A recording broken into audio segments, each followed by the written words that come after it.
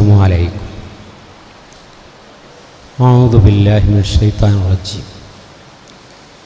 ബിസ്മില്ലാഹിർ റഹ്മാനിർ റഹീം. അല്ലദീന യദ്കുറൂനല്ലാഹ ഖിയാമൻ വഖൂദൻ വഅലാ ജുനൂബിഹിം വയതഫക്കറൂന ഫീ ഖൽഖിസ് സമാവാതി വൽ അർളി റബ്ബനാ മാ ഖലഖ്ത ഹാദാ ബാത്തില സുബ്ഹാനക ഫഖിനാ അദാബന്നാർ. ബഹുമാന്യരായ സഹോദരങ്ങളെ, വിശുദ്ധ ഖുർആൻ 3-ാം അധ്യായം 191-ാമത്തെ വചനം. വിശ്വാസം ഉൾക്കൊണ്ട ഒരു സത്യവിശ്വാസിയുടെ ജീവിതത്തിൽ ഖിയാമിലും ഖുഊദിലും ജുനൂബിലും അഥവാ കിടത്തത്തിലും ഇരുത്തത്തിലും നടത്തത്തിലും അള്ളാഹുവിനെ ഓർക്കുന്നവരാണ് എന്ന് പറഞ്ഞാൽ, കിടത്തം ഇരുത്തം എന്നൊക്കെ പറഞ്ഞാൽ ജീവിതത്തിൽ ബോധമുള്ള സമയത്തെല്ലാം സൃഷ്ടാവായ നാഥനെക്കുറിച്ച് ഓർക്കുകയും അവൻ ചെയ്തു തന്ന അനുഗ്രഹങ്ങളെക്കുറിച്ചും അവൻ നമ്മുടെ ജീവിതത്തിൽ നടത്തുന്ന പരീക്ഷണങ്ങളെക്കുറിച്ചുമൊക്കെ ചിന്താകുലനായിത്തീരുകയും അവൻ പടച്ച റബ്ബിനോട് ആത്യന്തികമായി പറയുന്ന വാക്ക്, നരകശിക്ഷയിൽ നിന്ന് ഞങ്ങളെ കാക്കണേ എന്നുകൂടിയാണ്. മനുഷ്യർ ഇന്ന് ഏറെ ഭൗതിക പുരോഗതി ആർജിച്ചൊരു കാലത്താണ് ജീവിക്കുന്നത്. മത്സ്യങ്ങളെപ്പോലെ വെള്ളത്തിനടിയിലേക്ക് ആഴ്ന്നിറങ്ങാനുള്ള സാങ്കേതിക വിദ്യ മനുഷ്യൻ്റെ കയ്യിലുണ്ട്. വാനിൽ പറവകളെക്കാൾ ശക്തമായി പറന്ന് ലക്ഷ്യസ്ഥാനത്തേക്ക് എത്താനുള്ള സാങ്കേതിക വിദ്യയുണ്ട്. അങ്ങനെ ജീവിതത്തിൽ ഒട്ടനവധി സുഖ സൗകര്യങ്ങൾ ആസ്വദിച്ചുകൊണ്ട് ജീവിക്കുമ്പോൾ മനുഷ്യൻ്റെ കഴിവിലും മനുഷ്യൻ്റെ ചിന്തയിലും അതിരുകളില്ലാത്ത മോഹങ്ങളും വ്യാമോഹങ്ങളുമൊക്കെ മനുഷ്യനെ നയിച്ചുകൊണ്ടിരിക്കുന്നുണ്ട്. അപ്പോൾ ഈ ജീവിതം നമ്മൾ തന്നെയാണ് തീരുമാനിക്കുന്നതെന്നും നമ്മളാണ് ജീവിതത്തിൻ്റെ ഭാഗതയും നിയന്ത്രിക്കുന്നത് എന്നൊക്കെ തോന്നിപ്പോകുന്ന രൂപത്തിൽ മനുഷ്യരുടെ അറിവുകളും മനുഷ്യരുടെ കഴിവുകളും അവരെ ഏതാണ്ട് നിഷേധികളാക്കി മാറ്റുകയാണ്. അല്ലാഹ് പറയുന്നുണ്ടല്ലോ, അൻ റആഹു ഇസ്തഗ്ന, അവൻ അവനെ തന്നെ സ്വയം ധന്യനായി കാണുമ്പോൾ അവൻ തിരക്കേടില്ല എന്നവന് തോന്നുകയാണ്. ഇപ്പോൾ ഇങ്ങനെ ചിന്തിക്കാനുള്ളൊരു കാരണം, പോയ വാരത്തിൽ നമ്മളെ നാട്ടിൽ മഴയും വെള്ളക്കെടുതിയും പ്രളയ ദുരന്തങ്ങളും മണ്ണിടിച്ചിലും അങ്ങനെ തുടങ്ങി ഒരുപാട് പ്രകൃതി പ്രതിഭാസങ്ങളിലൂടെയായിരുന്നു കഴിഞ്ഞ ആഴ്ച നമ്മൾ പോയത്. പ്രകൃതി പ്രതിഭാസങ്ങൾ എന്തു സംഭവിച്ചാലും ഭൗതികമായി അതിൻ്റെ ശാസ്ത്രീയ കാരണങ്ങൾ തേടുന്ന ആളുകളുണ്ട്. എന്തുകൊണ്ടാണ് അവിടെ ഭൂമി പൊട്ടിയത്? എന്തുകൊണ്ടാണ് മണ്ണിടിച്ചിലുണ്ടായത്?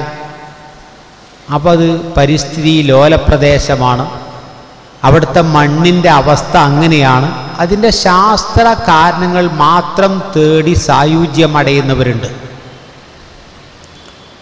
എന്നാൽ വിശുദ്ധ ഖുർആൻ നമ്മളോട് പറയുന്നത്, ജീവിതത്തിൽ നമ്മൾ അനുഭവിക്കുന്ന ഏതൊന്നാവട്ടെ അതിനെക്കുറിച്ച് ചിന്തിക്കാൻ അള്ളാഹു ഏതു തരം ദൃഷ്ടാന്തങ്ങൾ നമുക്ക് ഇറക്കിത്തരുമ്പോഴും വമാ നുർസിലു ബിൽ ആയാത്തി ഇല്ലാ തഖ്വീഫ, മനുഷ്യരൊന്ന് ഭയപ്പെടുത്താനാണ് അള്ളാഹു ദൃഷ്ടാന്തങ്ങൾ ഇറക്കുന്നത് എന്ന് അള്ളാഹ് പറയുന്നുണ്ട്.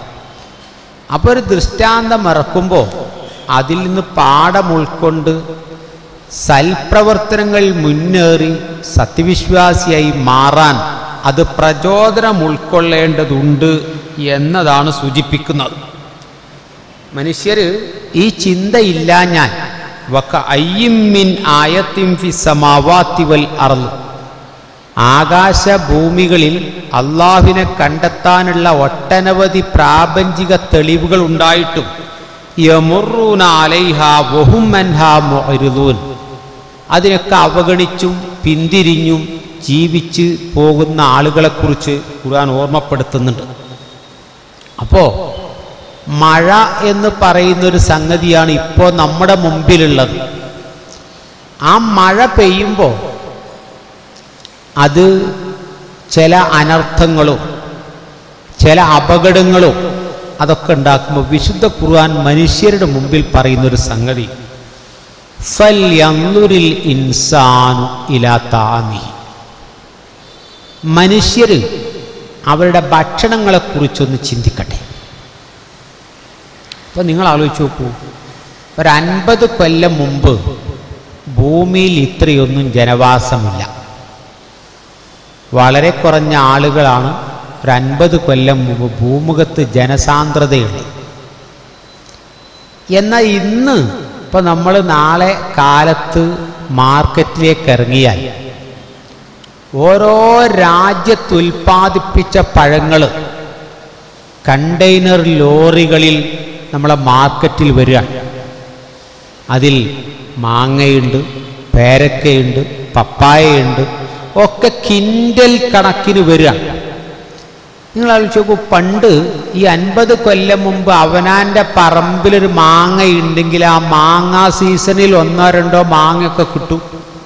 ചക്ക ഉണ്ടാവുമ്പോൾ പറമ്പിൽ ചക്കയുള്ളവർക്ക് ആ ചക്ക തീരുന്നവരെ കിട്ടും.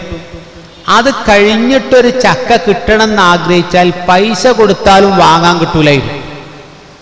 ആലോചിച്ച് നോക്കൂ, പറമ്പും സൗകര്യമുള്ളവരൊക്കെ നട്ടുപിടിച്ചവർക്ക് അവർക്കത് ഉള്ളത് ഉപയോഗിക്കാമെന്നല്ലാതെ ഇപ്പം നമ്മുടെ രാജ്യത്ത് ഇപ്പം ജീവിക്കുമ്പോൾ നമുക്ക് ഏത് സമയത്ത് പച്ച മാങ്ങ വേണോ കാശ് കൊടുത്താൽ സാധനം റെഡിയാണ്.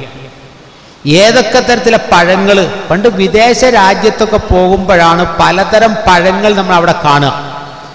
അത്തരം പഴങ്ങളൊക്കെ ഇപ്പം നമ്മുടെ നാട്ടിൻ പുറങ്ങളിൽ വരെ സുലഭമാണ്. പണം കൊടുത്താൽ വാങ്ങാൻ കിട്ടുന്ന വളരെ സുഖകരമായൊരു കാര്യം. നിങ്ങൾ ആലോചിച്ച് നോക്കൂ. അപ്പോൾ അള്ളാഹ് പറഞ്ഞു, ഒരു മഴ കൊണ്ട് നിങ്ങൾ കഴിക്കുന്ന ആഹാരത്തെക്കുറിച്ചൊന്ന് ചിന്തിക്കുക. എന്നിട്ട് അള്ളാഹ് പറഞ്ഞു, എന്താ ചിന്തിക്കേണ്ടത്? അന്നാ സ്വബബ്നൽ മാഅ സ്വബ്ബ, ഈ വെള്ളത്തെ കോരിച്ചെരിഞ്ഞ സംവിധാനം. മേഘഗർജനങ്ങളായി ചിലയിടത്തൊക്കെ വലിയ മഴ പെയ്യുന്നുണ്ട്. എന്നാൽ പൊതുവിൽ മഴ സ്പ്രേയാണ്. കാർഷിക മേഖലയ്ക്ക് ഉപകരിക്കാവുന്ന രൂപത്തിൽ, കനം കുറഞ്ഞ രൂപത്തിൽ മേഘത്തിൻ്റെ വലിയ മലമടക്കുകളിൽ നിന്ന് ചെറിയ തുള്ളികളായി പടച്ചറബ്ബ മഴയെ വിന്യസിപ്പിക്കുകയാണ്. അല്ലാതെ സവിസ്തരമായി വിശുദ്ധ ഖുർആൻ പറയുന്നുണ്ട്. കാറ്റുകൾ അടിക്കുന്നതും മേഘങ്ങളെ നീക്കിക്കൊണ്ടുപോകുന്നതും അവ മഴ പെയ്ത്ത് തുടങ്ങുന്നതുമൊക്കെ വിശദീകരിക്കുന്നുണ്ട്. എന്നിട്ട് അള്ളാഹ് സൂചിപ്പിക്കുന്നൊരു സംഗതി, ആ മഴ മുഖേന സുമ്മ ശഖഖ്നൽ അർള ശഖൻ, ഭൂമിയെ പിളർത്തിയിട്ട് ഈ ചെറിയ ചെടികൾ കൊണ്ട് നാമ്പെടുത്ത് വരികയാണ്.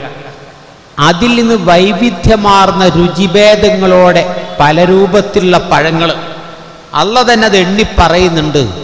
ഫഅംബത്നാ ഫീഹാ ഹബ്ബൻ, ലോകത്ത് മനുഷ്യർ ആഹരിക്കുന്ന വസ്തുക്കളിൽ ഏറ്റവും കൂടുതൽ ധാന്യങ്ങളാണ്. എല്ലാ രാജ്യത്തും അരിയായും ഗോതമ്പമായും ബാർലിയായും ചോളമായും അങ്ങനെ തുടങ്ങി പയറുൽപ്പന്നങ്ങളായി എന്തൊക്കെ ധാന്യങ്ങളാ ലോകത്ത് വിളയുന്നത് നിങ്ങൾ ആലോചിച്ച് നോക്കൂ. ആ ധാന്യങ്ങളെ ഈ ഭൂമിയിൽ മഴ കൊണ്ട് പടച്ച റബ്ബ് ഉൽപ്പാദിപ്പിച്ചിട്ട് ലോകത്തെ ജനങ്ങളുടെ വിപണിയിലേക്ക് ഇത് സുലഭമായി പോകുന്നൊരു കാഴ്ച. ജനസാന്ദ്രതയും ജനപ്പെരുപ്പവും ദാരിദ്ര്യമുണ്ടാക്കില്ല എന്ന് ചിന്തിക്കുന്ന മനുഷ്യർക്ക് ബോധ്യപ്പെടാൻ ഉതകുന്ന രൂപത്തിലുള്ള വിഭവങ്ങളുടെ കലവറകൾ നമ്മുടെ മുമ്പിലുണ്ട്. പിന്നെ റബ്ബ് പറഞ്ഞു വൽ ഹബ്ബു ദുൽ അസ്ഫി വറൈഹാൻ, പക്ഷികൾ തിന്ന് തീർക്കാതിരിക്കാൻ വൈക്കോലുകളും ദാത്തുൽ അക്മാം, അതുപോലെ കൂമ്പാളകളുള്ളതുമായ പലതരം പ്രകൃതിയിൽ മനുഷ്യർക്ക് ആഹരിക്കാൻ വേണ്ടി പ്രകൃതിയിലെ മറ്റു ജീവജാലങ്ങൾ മുഴുവൻ തിന്നു തീർക്കാതിരിക്കാൻ വേണ്ടി വൈക്കോലുകളും കൂമ്പാളകളും കൊണ്ടൊക്കെ മറച്ച് ധാന്യങ്ങളും പഴങ്ങളും പുറത്തു വരുന്നതിനെക്കുറിച്ച് ഓർമ്മപ്പെടുത്തുന്നു. പിന്നെ അവസയിൽ പിന്നെ അള്ള പറയുന്നത് വൈനബൻ വഖൽബൻ, അതൊക്കെ ഒരു പ്രതീകമാണ്. വർഷങ്ങളോളം ഒരു മനുഷ്യൻ്റെ ആയുഷോളം നിലനിൽക്കുന്ന മുന്തിരി വള്ളികളും അതുപോലെ തന്നെ സാലഡ് രൂപത്തിൽ കഴിക്കാൻ പറ്റിയ പച്ചക്കറികളും, ഇതൊക്കെ അള്ളാഹു ഒരു മഴ മുഖേന ഉൽപ്പാദിപ്പിച്ചു തരുന്നു. വസൈത്തൂനം വനഖ്ലൻ, ഒലിവും ഈത്തപ്പനയും, വഫാക്കിഹത്തം വ അബ്ബൻ, ആസ്വദിച്ച് കഴിക്കുന്ന പഴങ്ങളും കന്നുകാലികൾക്കുള്ള മേച്ചിൽ പുല്ലുകളും. ഇങ്ങനെ ലോകത്തിൻ്റെ ഒരു സന്തുലിതാവസ്ഥയുണ്ട്. ആ സന്തുലിതാവസ്ഥ നിലനിർത്തി തരുന്നതും മഴ പെയ്യുന്നതും ചിന്തിക്കുമ്പോൾ വിശ്വാസിയെ സംബന്ധിച്ചിടത്തോളം അതിൻ്റെ പിന്നിൽ സൃഷ്ടാവിൻ്റെ നമ്മുടെ ഭാവനയിൽ പോലും കാണാത്ത നിയന്ത്രണാധികാരവും അവൻ്റെ പരമാധികാരത്തെ ബോധ്യപ്പെടാനുതകുന്ന തെളിവുകളുമൊക്കെ ഒരു വിശ്വാസിയെ സംബന്ധിച്ചിടത്തോളം ബോധ്യപ്പെടുക തന്നെ ചെയ്യും.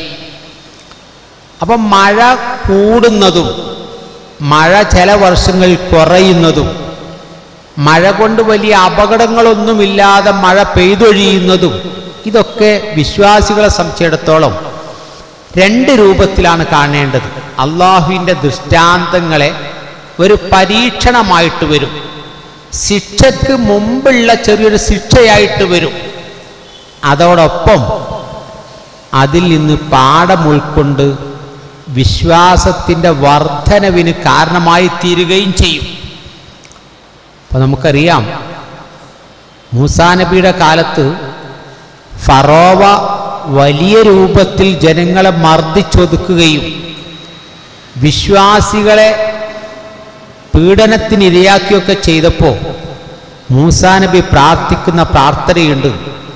റബ്ബേ, ഫിർഔനിന് നീ കൊടുത്ത സമ്പത്തും സന്താനങ്ങളും അവൻ വിനിയോഗിക്കുന്നത് നിന്റെ മാർഗത്തിൽ ആളുകളെ തടയാനാണ്. അതുകൊണ്ട് അവരുടെ സമ്പത്തിനെയും സൗകര്യങ്ങളെയും നീ തുടച്ചു കളയണേ എന്നൊരു പ്രാർത്ഥിക്കുന്നുണ്ട്. അള്ളാഹു സൂറത്ത് ആറാഫിൽ അത് വിശദീകരിക്കുന്നുണ്ട്.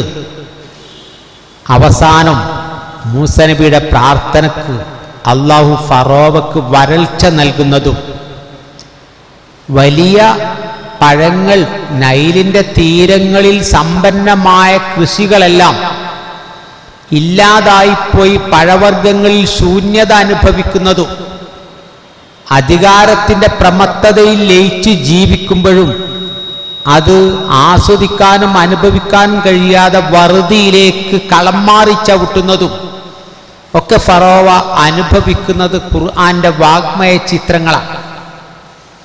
അവിടെ അവർക്ക് ഈ പരീക്ഷണങ്ങൾ വന്നത് നൈൽ നദിയുടെ വെള്ളം തിരിച്ചു വിട്ടതുകൊണ്ടോ അമിതമായി നൈൽ നദിയിലെ ജലം ഉപയോഗിച്ചതുകൊണ്ടോ കാർഷിക രീതിയിൽ പുത്തൻ പരീക്ഷണങ്ങൾ നടത്തി പരാജയപ്പെട്ടതൊന്നും ഖുർആൻ പറയുന്നില്ല. ദൈവധിക്കാരത്തിൻ്റെ പരിണിതിയായി അള്ളാഹു അവരെ ശിക്ഷയ്ക്ക് വിധേയരാക്കുകയാണ് എന്നാണ് സൂചിപ്പിച്ചത്.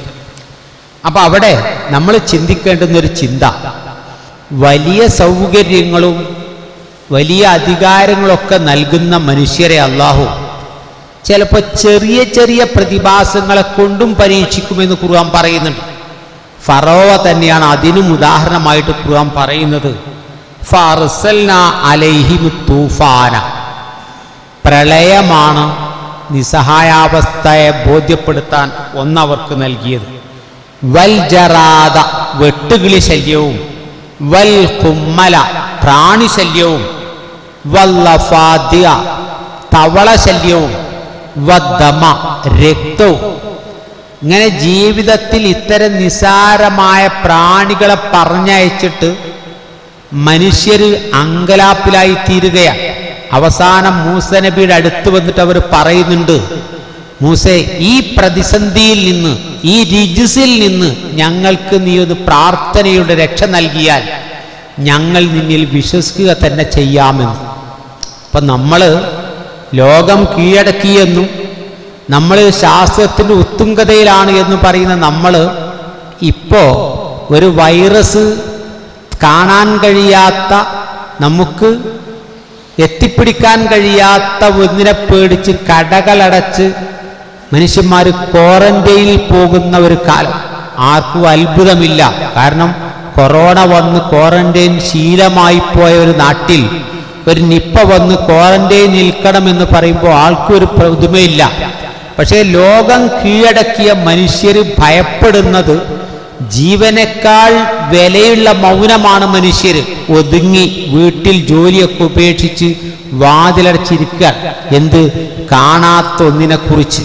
അപ്പം മനുഷ്യരുടെ അഹന്ത മാറ്റുവാനും മനുഷ്യൻ്റെ അറിവ് മനുഷ്യന് മിഥ്യയായി ഉപയോഗിച്ചിട്ട് അത് ദൈവധിക്കാരത്തിലേക്ക് തീരുകയും ചെയ്യുമ്പോൾ റസൂലുള്ള പ്രാർത്ഥിച്ചൊരു പ്രാർത്ഥന ഉണ്ടല്ലോ, അല്ലാഹുവേ, ഉപകാരമില്ലാത്ത അറിവിനെ തൊട്ട് ഞാൻ രക്ഷ തേടുന്നു എന്ന്. അപ്പം നമ്മൾ അള്ളാഹുവിലേക്ക് അടുപ്പിക്കുന്ന, വിശ്വാസം വർദ്ധിപ്പിക്കുന്ന, ജീവിതത്തിൽ ലൈവായി നിലനിൽക്കുന്ന ഈമാനുള്ള ഒരാൾക്ക് മാത്രമേ പ്രതിസന്ധികളിൽ പതറാതെ പിടിച്ചു നിൽക്കാൻ കഴിയൂ. അത്തരത്തിൽ ഈമാനിൻ്റെ മധുരിക്കുന്ന അനുഭവങ്ങളുമായി ജീവിതത്തെ നേരിട്ട് കൊണ്ടുപോവാൻ അള്ളാഹു നമുക്ക് ഏവർക്കും തൗഫീഖ് നൽകി അനുഗ്രഹിക്കുമാറാകട്ടെ. റബ്ബന ആതിനാ ഫിദ്ദുനിയ ഹസന വഫിൽ ആഖിറതി ഹസനതൻ വഖിനാ അദാബന്നാർ.